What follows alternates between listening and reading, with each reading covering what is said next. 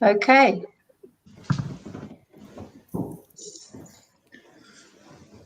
So are we live? Looks like it. Yeah. Are we alive?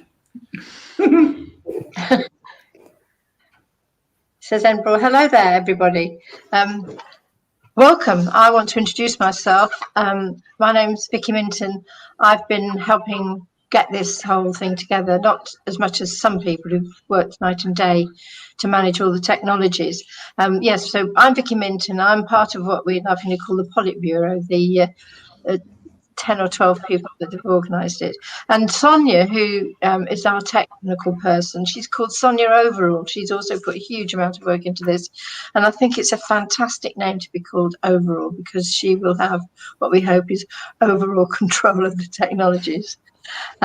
So welcome everybody out there. We don't know who you are, but we hope that you'll start to use the comments box and send any of your ideas, questions, anything that you like, and we'll get the chance to run them across the bottom of the screen and see if our contributors want to answer them. They might not want to, but I'm hoping that they will. So can I introduce you? We've got, well, you can see their names. We've got Stephen Walker, we've got Rik Fisher, Bill Laybourne and Helen Garbett. Hello, yes, we could wave, and Satya G. So to get things going, I want this to be fairly sort of informal, and I'm hoping that you'll be able to talk amongst yourselves as much as talking to the audience or me. But I think sometimes, and I'm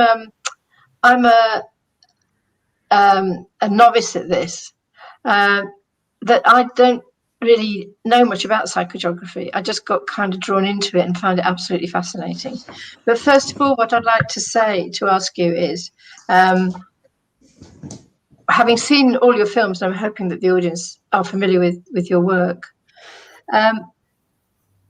could you perhaps go to each of you in turn and say a little about yourselves? Because I think that's always interesting for people to see the people behind the products that they've seen.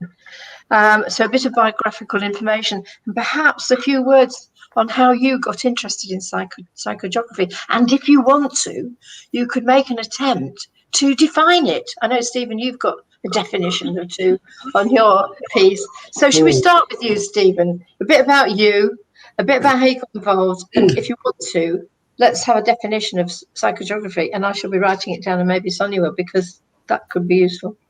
Right. I've had the career that where people paid me to do stuff, and I decided to do things that were interesting for me rather than what people would pay me for. So my career was in IT and the health service and stuff like that. And a couple of years ago, I started an MA in photography at Manchester School of Art, which I finished last September. And now I'm doing a PhD in photography with Jan Preston at the University of Huddersfield. I still sort of don't believe that I'm a photographer, because 40 years was spent in program management and business type stuff and finance. But the reality is photography is what I do. Photography is now what I'm qualified in. And what consumes an awful lot of my time. But when people at the start of this said, well, can we see your portfolio? At 60 odd years old, I had no portfolio. I had a CV, but no portfolio. So I've had to build that up. And this is coming to your psychogeographer question. How did I get involved in psychogeography? I've always been interested in where I am, in looking at where I am and why certain places are particularly attractive and why certain places are not. So I got into psychogeography down the Amazon route, really. I just bought Ian Sinclair books from Amazon and Will Self books, and I got quite vexed because they were obsessively urban. And I'm obsessively rural. And their psychogeographic world was very different to the world I experienced day to day. And the challenge I've got now doing this PhD with a world famous photographer is that she keeps having to remind me, yes, but you're a photographer. Because what's interesting me in all this is the history and the experience and what happened to people in the places that I'm working. And making movies or making sound recordings or particularly making photographs is just how I express that. But what drives me is the geography, the topology, and the history. So that's where I've come from. Yeah, that's interesting. Thank you, Steve, for giving us that background. Should we go to you, Rik? You came here next. Yeah, I'll go for it. Hi. I'm not going to try to define it. I'll just give a brief background about me, if that's all right. So I was born and raised in Huddersfield, and lived in a few different cities around England. I did multimedia technology degree after school in sixth form and worked in kind of visual communications, stuff like that for a few years. Got sick of the corporate aspect of it, and sacked that off. Throughout most of my life, I've done DIY music, been involved in kind of alternative scenes around that, being in bands, and putting on events.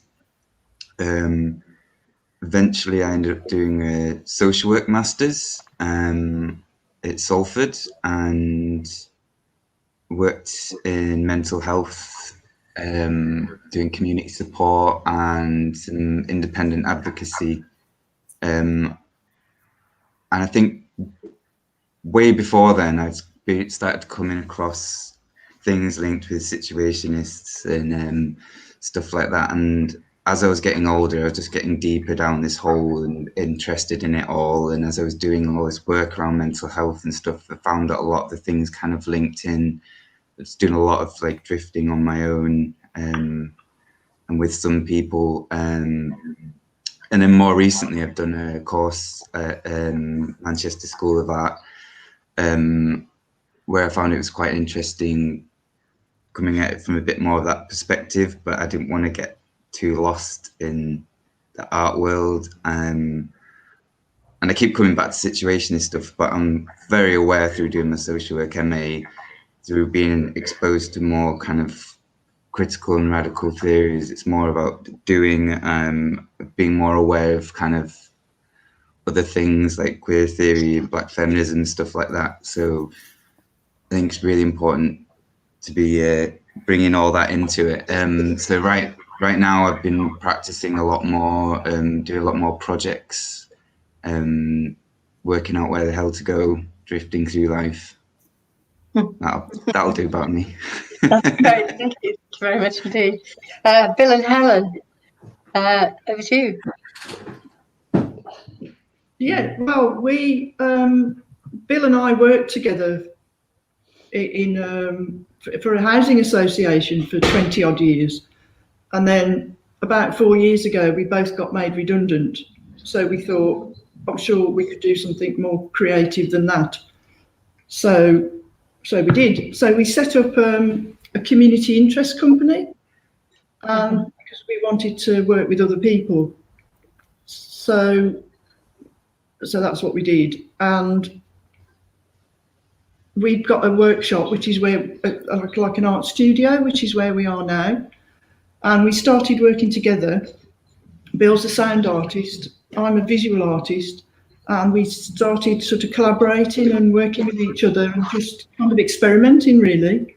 And then we invited some local people to come and work with us. So I've just completed an MA in art and social practice. So the social side of it, the asking other people to come and experiment with us, kind of led us to that psychogeography, didn't it? Yeah. Because we walked with people in a group as part of our art practice, and we started just kind of reading around walking, and that led us to psychogeography. Yes. Then you're always on about Guy Debord. Well, I mean, my back, we worked in social housing, and my background I did a degree in social science and sort of majored in Marxism, like in 1981, and sort of witnessed the miners' strike, sort of acting out all this class war and stuff as I was doing it. And I was a sort of, so I was really I'd come across Guy Debord as a Marxist, and not really through psychogeography, but through the Society of the Spectacle, and was kind of, and that was always one book that I always went back to. You come across these stuff through studying, and there were really influential books that you go back to. And his was one of those books that, the Society of the Spectacle was one that explained an awful lot about the way that we become fetishized about, commodities, and the way that informed, pretty much went deep within our psyches and how we thought and constructed the world around us. So I was always interested in Guy Debord, but as time went on, I kind of had to get sensible in life, and I got a job, and I got caught up in, as you were saying, Rick, all the corporate stuff, and became quite a senior manager in a housing association and all the rest of it, alongside Helen. But whilst that was going on, I was always a musician, and composed, and got really interested in sound. And I suppose that the one person who informs my practice more than any other is John Cage, and his idea that music and sound is something that the boundaries between the two are very blurred. And so I got interested in sound, started field recording, and what goes with that is exploring places, and inevitably psychogeography sort of came into that. And I suppose we use psychogeography, and I certainly do, as a way of kind of losing myself in places. So it's about the relationship to the place, but changing that, and changing those habitual ways of thinking. Yes. We try and, we invite other people to do that with us. Yes. Often, because of our background, they're often people with learning disabilities or autism or maybe mental health needs. And so inviting them to come and work with us, spend time with us, come on walks with us, offers them a kind of different way of seeing the world, or that's what we hope. And that social practice has become part of what we do as well. Yes. Yes, so there's something political here in what you do, definitely, in the broader sense. Yeah, thank you very much indeed. Satya, saw you nodding your head to some of that. John Cage bit. Absolutely. I'm relating to everything that everyone has said so far, as far as, getting out of the corporate world and engaging with space and sound. And so I basically am an engineer by training, but I also have training in music. The same with me. I was in the corporate world for a while as an engineer, but it wasn't for me really, quite obviously. And since I got out of that, I've been on a drift in various ways.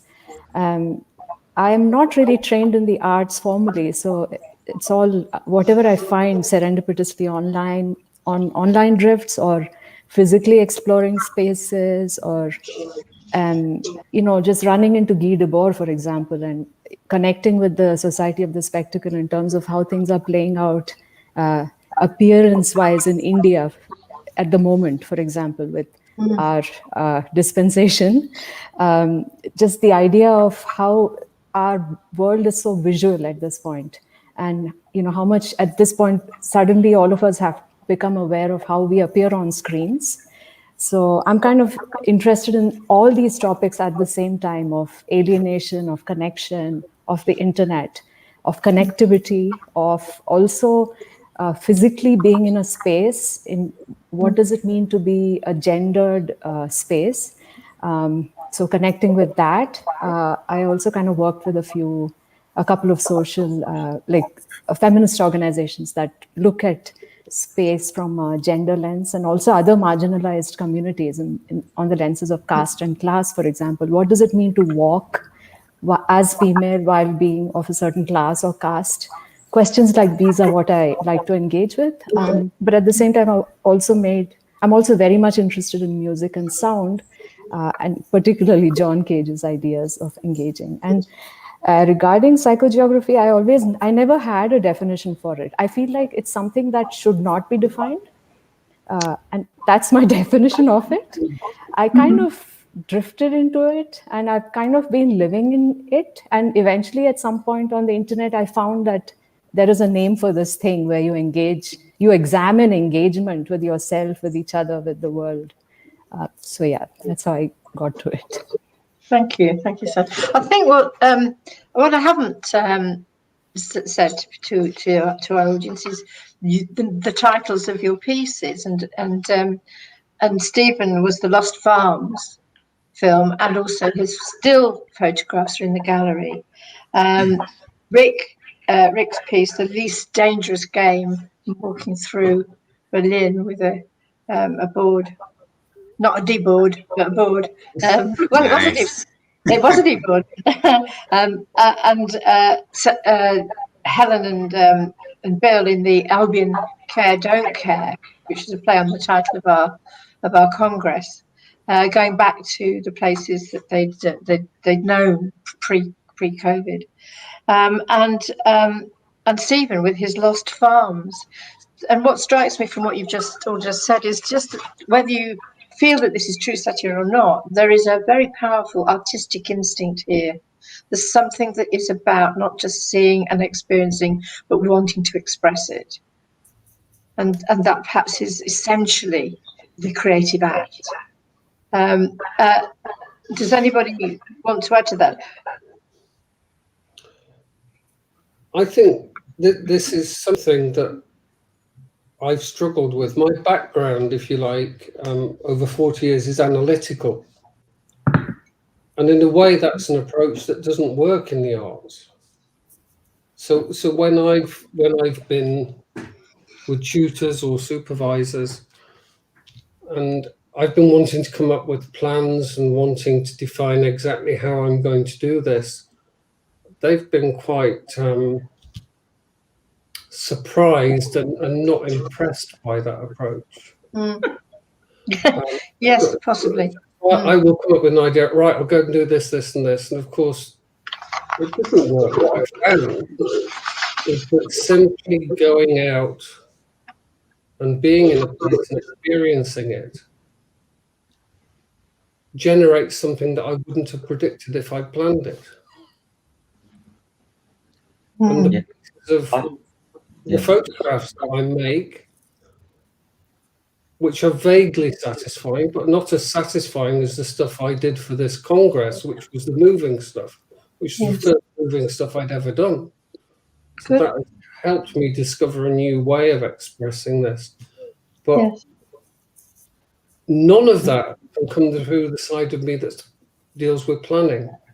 It always comes through a more receptive, more intuitive side. And my supervisor hates me using the word intuitive. I'm banned from using it in meetings. Blimey. Bill, you wanted to come in there?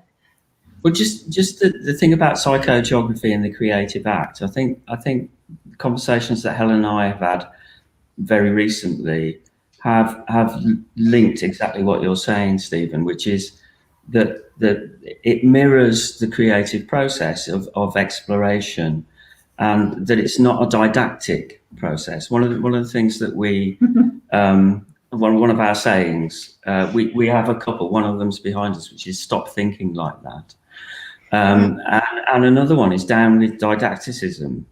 So what we want to do is to explore and uncover things that maybe we haven't foreseen, and that process.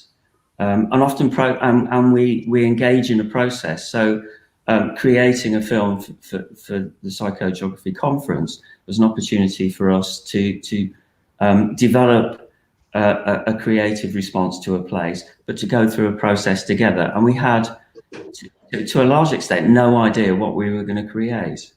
It wasn't forethought, and actually what we created surprised us as much as it would anybody else. And it absolutely is intuitive, Stephen, and I think that's the joy of it.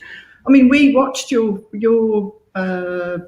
films and we looked at your photographs, and it is deeply intuitive and it's very sensitive. And very expressive. Very expressive, and we've got a real sense of place looking at the work that you've done. So there's absolutely nothing wrong with that. For me, it's surprisingly, almost shockingly emotional as well. Yeah. Well, that comes across. It comes across strongly. So the thing that struck us about your work mostly was sadness. That there was a real melancholy. Yeah. About your work. That's how it spoke to me. Maybe that's not your intention. I think that's absolutely the intention that I realised after I'd made the work. Exactly.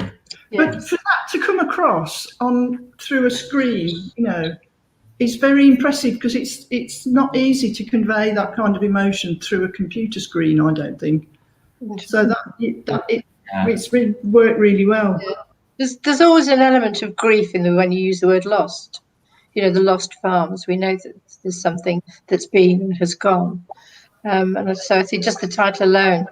There's a question coming in from Liberty Rowland. I'd like to come well, perhaps we could deal with that now and then come back to you, Rik and Satya, about your feelings about you, because you've got slightly different energies in your pieces, I thought.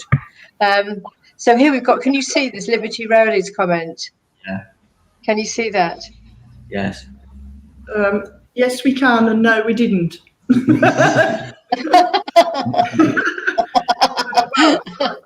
I don't think Bill and I made enough money in the corporate world that we were in to fund ourselves as psychogeographers, or indeed as artists in general. So I suppose we're lucky that we can live. We've got food on the table, but we have to look for funding, and we look for grants, and we put art projects together and try and attract funding. Yes. But because we work with other people, because we do it through social projects, we can widen the kind of net of the kind of people that support us financially. For example, public health funders through wellbeing, lots of money around wellbeing, because it's about engaging people and bringing people together, and the social aspect of it, and that pays us enough to live at the moment. Yes. We'll come back to that, perhaps, Helen, about the future of this kind of work that you do, because the whole process of the lockdown has had a huge impact on that sort of funding, of course, and the priorities of people. I'd like to go to Rik and Satya to ask you about that question, because you particularly both. Well, I don't know about you, Rik. Perhaps how are you funding yourself? Your film was made in Berlin, and you're funding yourself somehow or other through all these courses, art courses and master's degrees. How's that happening? Well, the video. Did you make loads of money in the corporate world? No, the video budget was only about 2 million. I mean, you can tell I used cardboard for it. I guess it's my DIY roots. I've never earned much money. I got to the point in the last major corporate job I had, I wasn't really earning that much money, and I was just in a bad place. It just wasn't good for me. I wasn't creative. I even moved location away from friends to be in a job that I'd been chasing, and then realized it just wasn't right. So I mean, I've never really earned that much money. Just found ways to get through. Like I said, a lot of the projects I do just are on little or no budget. So you're doing a hand-to-mouth sort of existence then, Rik? You're raising bits of money to get by. Yeah. And you're doing your masters. No, I did social work masters a while ago, and then I worked in mental health in various jobs and worked as an independent mental health advocate. But I found that work, it it was taking a lot out of me, but I wanted to do it. But I wasn't even earning that much money through that. But I could see all these elements of these things that I was interested in, and I was kind of doing on a more personal level how they could like kind of enter into these worlds. But there wasn't any kind of the jobs and roles I was in, there wasn't really any time or space or effort, and no one had the energy to bring in these things. And I found it very frustrating, personally. Yeah. But yeah, I can understand the background, Rik, and why you pulled away from that. But I'm interested in where you got to with a very political piece of work in Berlin, where you were quite brave about stepping out with those boards strapped to you, making a statement, and with your bare legs, I have to say, just the boards. hey, we didn't say there'd be any comments about my legs. Come on. No, it wasn't a positive or negative. It was just a statement of fact. The additional fact that you wear shoes and socks to pound the pavement of Berlin, but it was very much a lone thing to do and a challenging thing to do, and so I'm wondering, where that drive came in terms of going back to the conversation that we had about the creativity. There's something of the political in you too. Yeah, I think it's just come through all these different experiences I've had in life, from being like a fairly young age to like DIY scene and stuff, just being involved in more alternative, community-based stuff. But there was a provocation. You're wanting to provoke a reaction from people on the street. Strangers, it was you and strangers. I've become more and more interested in how, I guess, the more radical edge of psychogeography and walking and linking back to a lot of situationist stuff, which, like I said, I don't want to glorify them because there's plenty of issues with them. But I think often I just have this kind of urge to try and explore this kind of space between talking about what could be and speculative design, things like New Babylon, Constance projects. It's more about kind of the future, but this kind of gap in between that we're talking about is like potentialities for change, and there's this gap here, like the now and the near future, and what could possibly change in that gap. I'm really interested in how we can open up opportunities for people to explore that's accessible. And I think one of the things about having a sandwich board, the question I used, it was kind of a follow-on from a previous project that I was going to do before the pandemic, which is about having an open. Can you just say what the question was, Rik, just in case people have forgotten? How can everyday life be transformed now?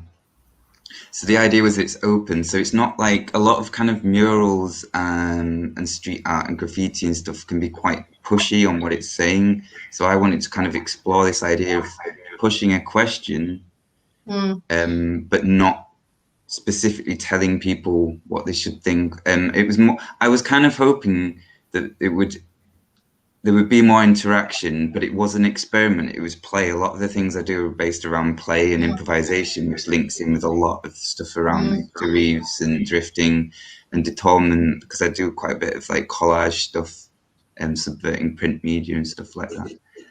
But yeah, I feel I've got this kind of fascination with keeping this kind of radical intent, which is something I'm not perfecting. I'm not saying I can do it. I'm just exploring it and have an interest in it. I've seen a lot of people suffering and struggling in the way that we live in society now, and I can't help but want to do something about it. And I guess I've explored that through things like social work and advocacy and stuff. But I'm kind of onto a next leg of it now. But yeah, I won't keep talking. I mean, I could talk forever.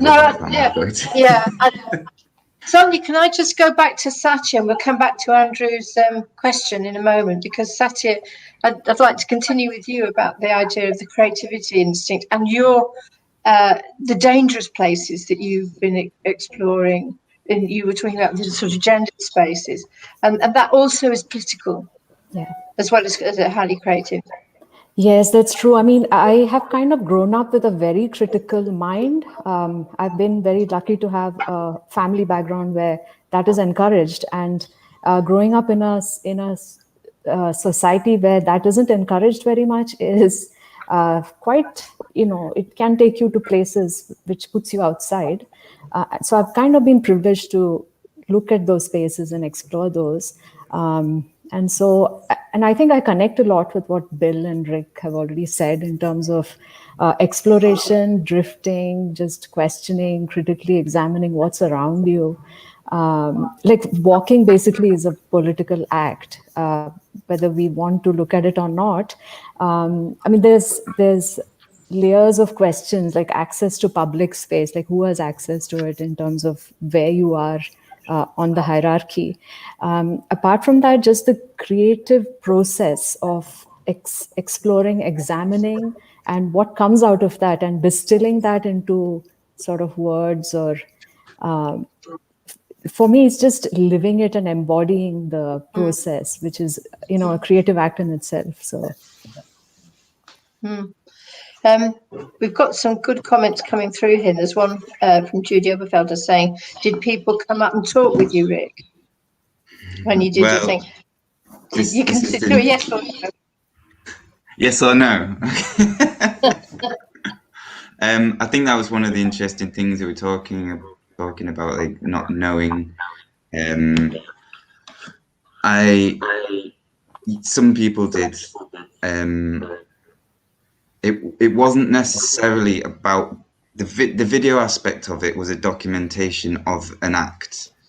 That was like an add-on. So initially the project was meant to be an online group project where we all come up with our own questions and present it in our own way and go off. So it wasn't meant to be a solo thing about me, which it kind of became. So just so everyone knows, I'm not actually a very confident person that does stuff about me, but a few people did say things. It was a lot more about kind of heads turning and reading. So I had the German on the front because it was in Berlin and English on the back because it's a very multicultural place, which doesn't necessarily mean that everyone should speak English, but I'm digging a hole here. But anyway, I did get a few comments. I actually wrote a couple down, but there was one guy at the start who was speaking a kind of rough German. He was saying how he likes that young people, I'm probably not as young as people think I am, he likes it when they make projects. And someone said that it was a strong, like, impacting question, because obviously a lot of this was kind of like translating as well. Someone asked me if I was Extinction Rebellion. Yes. Yeah. And yeah, I basically got a lot of funny looks, a lot of people ignoring me. Some places I thought people would say stuff to me, come up to me, and they didn't. So yeah, it was all not, I thought a lot more people would speak to me.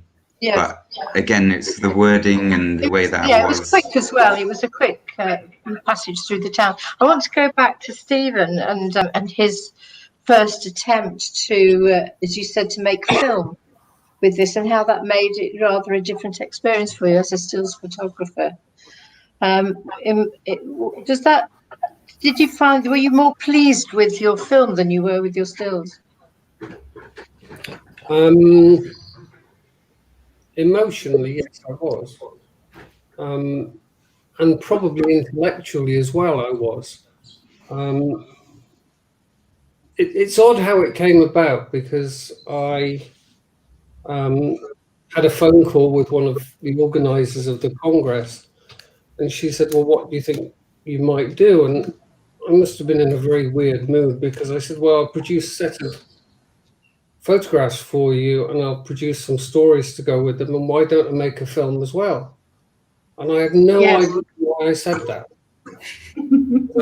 I'd not done it before. But clearly I was just sort of provoking myself to get my finger out and do something. And I don't know why I went to the places that I did and why I put the camera in that position. but I did. I went out and did that stuff. And clearly I was drawn to places where these farms had been, where there is no evidence anymore of these farms, almost. But I went there. And then the following night, I went out with a sound recorder, which I'd never used before, and went to other places and recorded the sound. And then I put it all together 2 Sunday mornings ago, not having used the software before. And I thought it was like some magic had happened. Whereas the photography, I'm constantly aware that I've got supervisors questioning, why did you do that? And have you used this setting or that setting? Making film was much more like having fun. It was a much more organic and simple process. And that, all the other inhibitions about how do I get this perfect just disappeared. Yes. If I may speak to that, actually, this was the first film I made as well. And I am relating to so much that you're saying, Stephen. You just improvise and it just comes together, and there is a magic to it because you don't know the frameworks. I don't. And I just sort of put it together and it just happens. We've got quite a lot of interesting stuff coming through. Can you see the comments yourselves? Yes. Oh, here we are. We've gone back to Andrew Howes now. Can you see what he's saying? I have a response to that, I think. Okay, thank you. Because perhaps compared with others, I actually stuck it out in the corporate world till I was nearly 60 years old, so I stuck it for 40 years. But then I realised, given that there probably wasn't that much time left, doing stuff that other people wanted me to do wasn't going to make me very happy for what time was left. But I couldn't stomach the thought of sitting around wondering what to do and going to Sainsbury's every Thursday morning, which is why I did study. I needed the structure of study. But what I've realised working on this project is that it is deeply politically driven, and my work is now politically driven because it's all about people's attitude to this place, people saying it's natural, it's pristine, it's beautiful, it must be kept like that, feeling very precious about it, and objecting to the behaviour of people coming in from outside. And yet if you really explore, it's a massive corporately owned place that's not remotely natural, where people are allowed to go to some bits of it and not go to other bits of it, where anarchic mountain bikers have come with chainsaws and picks and shovels and made their own spaces in this. So it confronts you within a very small area with tons and tons of social issues, particularly related to absentee, large corporate profit-making landowners, which are exactly the same issues that applied in the 13th century. Yes, that's an interesting connection. Here's another one. I was going to say, Mark's saying a lot of interesting stuff. We should totally... Yeah, I connect with this very much because I like the idea of undefined, unconnected, unclear, what is not structured, unstructured, things like this. So for me, that is the interesting place. That's where it's in the liminal and interstitial spaces where things are interesting. Yeah, and I think for us, certainly for me, and I think increasingly for you, chance is a thing that I'm really interested in, and use it to structure. So there was a lot of chance, and that led us to Albion Street in Brierley Hill, and we were doing a project with a group of young people, and we went on a derive with them. They had quite significant learning disabilities and autism and so on. And we wandered around the town of Brierley Hill, and we ended up in Albion Street. And it struck us as a particularly interesting street for lots of reasons. And then we went back but that was shortly before the lockdown. And the first thing that Helen and I did after coming back from lockdown, so to speak, was to go back there. I think it was well, we kind of reenacted our bereave, but on our own. And of course, a completely different experience. Yes. And it was Albion Street that kind of struck us as, and I know why we thought to do that. I have no idea. I think it was just something to do. But then Albion Street really struck us as an interesting place because of what it contains, and also how it signifies the kind of history and the kind of social dynamic and the politics and the economy of a small town in the West Midlands that is, has seen better days. And in particular, that street for us, it contained a kind of series of caring organisations. There was the Samaritans, a church, a GP surgery, a food bank, a mosque. And they're all kind of socially, I suppose, active organisations that see themselves as in some ways positive community organisations. But the street itself and the environment was in such poor condition. It was so poorly cared for, and that's where the title "Care Don't Care" comes from. So that was where we started, and we thought we'll explore that. But we didn't set out to necessarily do anything about that. It was kind of an observation. Yes. I mean, we were talking before the session, and Bill was saying, I'm starting to care a bit about Brinley Hill, I feel bothered about it, and I'd like to do something to kind of contribute to making some positive things happen. But we didn't set out with that intention. We set out with, well, let's just observe. Let's see what we see and hear and experience. But it's led us to actually caring now. But that wasn't our intention to start with. Yeah, and so that's there's a lot of serendipity in that whole process, but also the way that we construct our work uses chance. In particular, so it sort of talks to me about the sort of fragmentary nature of kind of experience. So we can have big theories about the way the world works and how I suppose what the powers are and how they influence people and the structures and organisation of the world. But actually, to me, and my experience of that is much less formed and much more chaotic than that, and fragmentary. And what I love about the bereave is that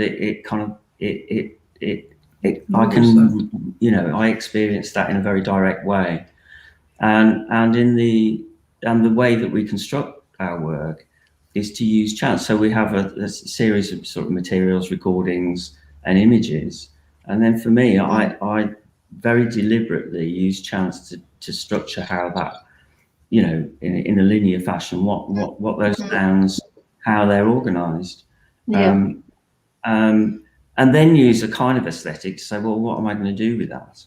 And that takes me somewhere where I wouldn't normally go. And so it takes me away from my kind of rational mind. And I think that's what you were saying earlier, Stephen, about this kind of planning and thinking things through, and that I suppose that's a process that for me, then I discover things that I didn't know I could discover. And it's almost a sort of form of archaeology. You find this thing that you didn't know was there. But that you've constructed it yourself. It's a sort of mysterious process, really. And people do kind of interact with you. I mean, Ricky was saying that less people spoke to you than you expected. But in a way, I'm not surprised, because I'm not sure I'd speak to some bloke wandering about. I don't think I would. That wasn't necessarily the point. No. People seeing it and thinking. Yeah.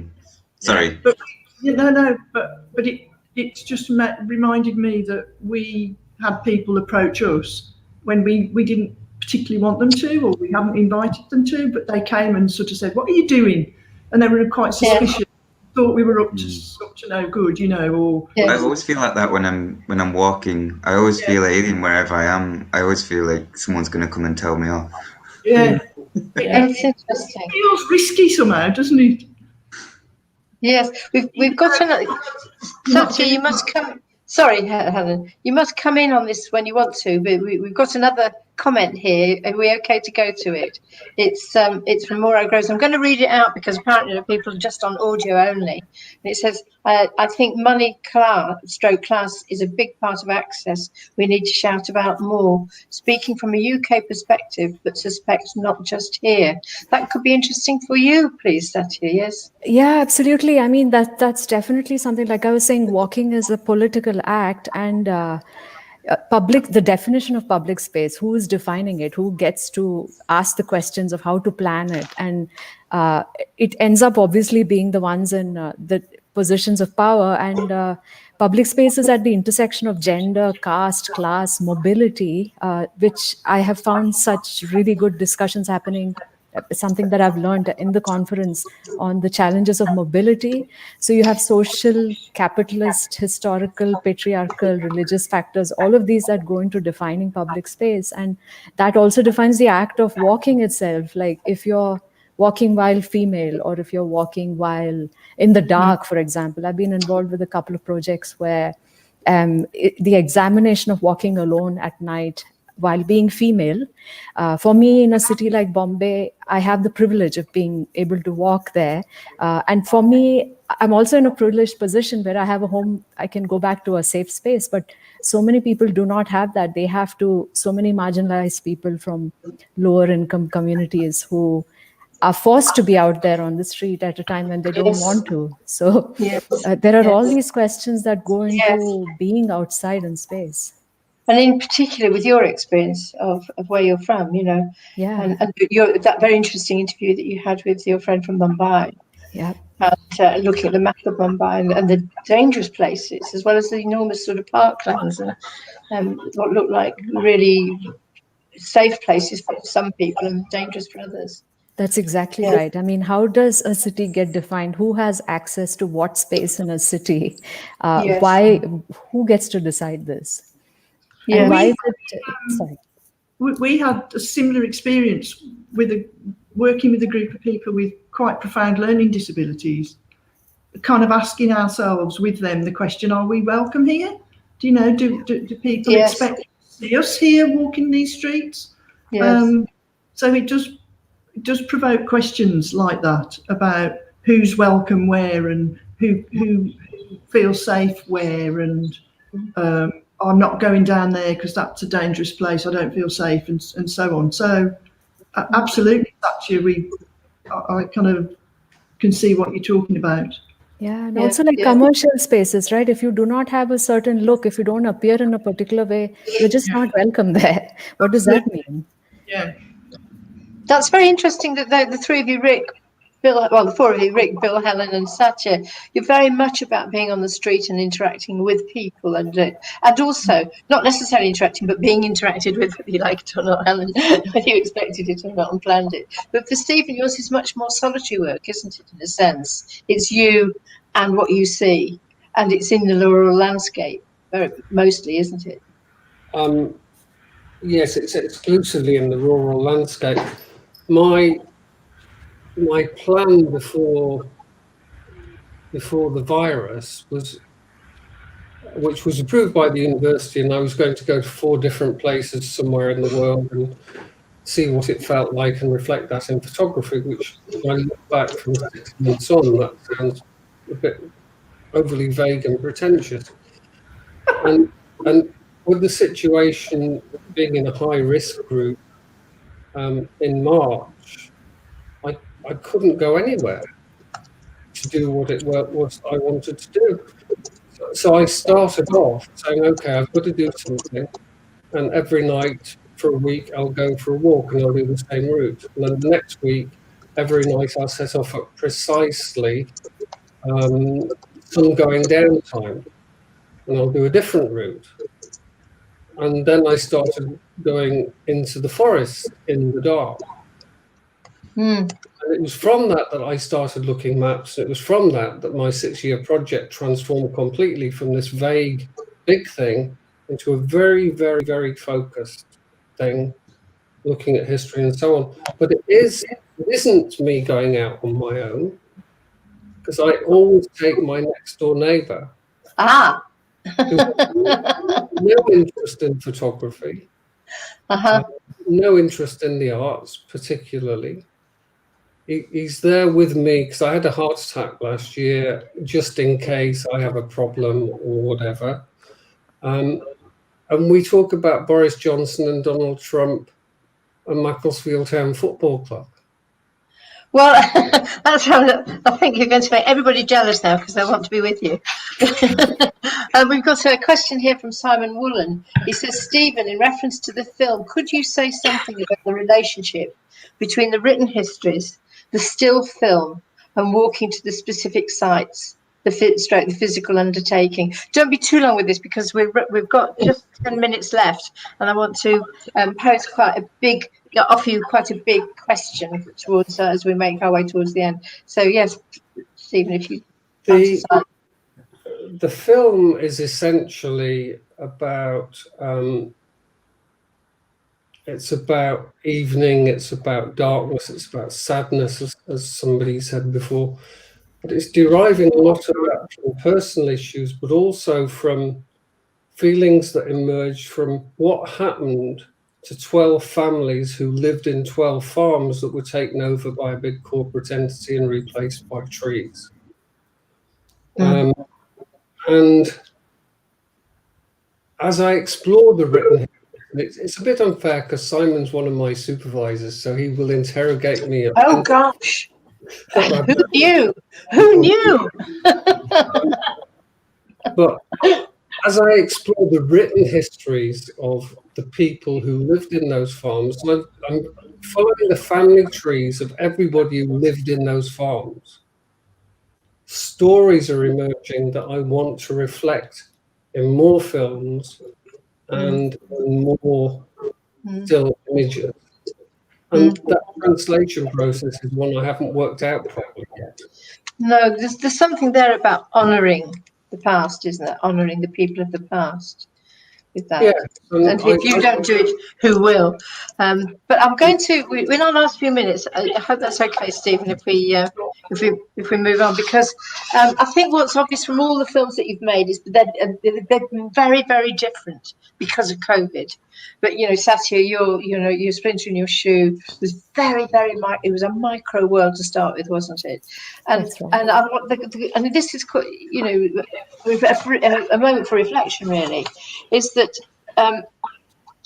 Do you think that the restrictions of lockdown liberated you in some ways, and also gave you some more ideas of how things could be different? Yeah, definitely. And I that's think your question, Rik. That was your question on your board. But how could it be different? So for me personally, I think there is liberation is actually a very privileged word, because very few people have this luxury of being liberated in this time, and I am one of them.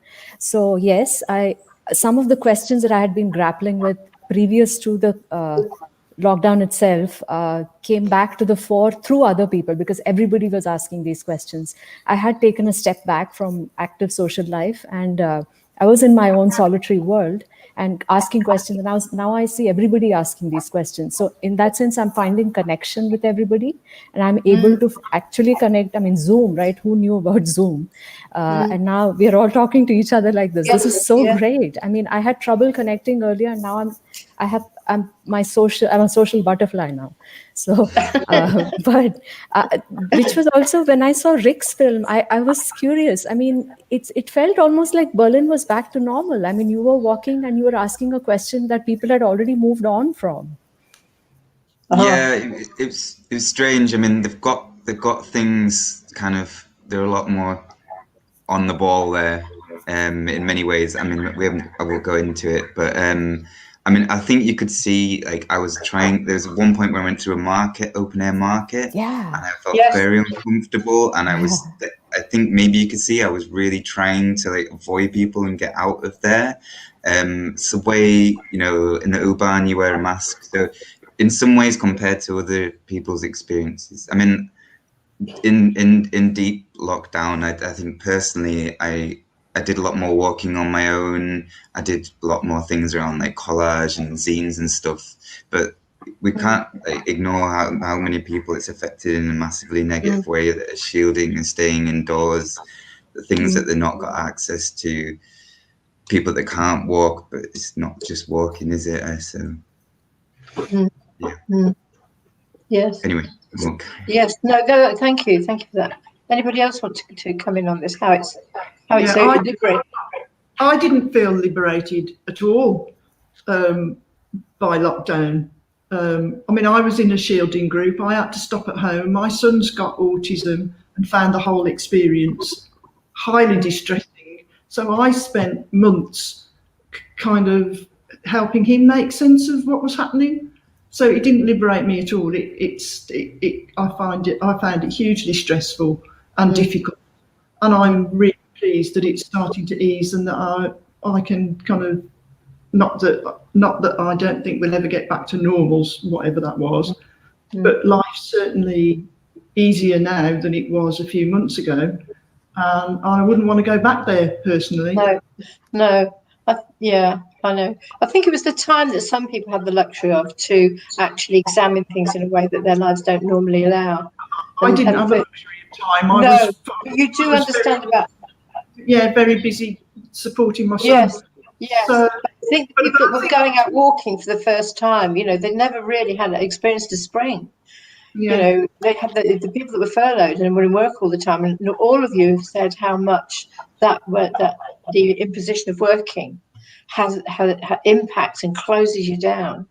And so, of course, it was difficult under your circumstances, but for some people, it was also a revelation.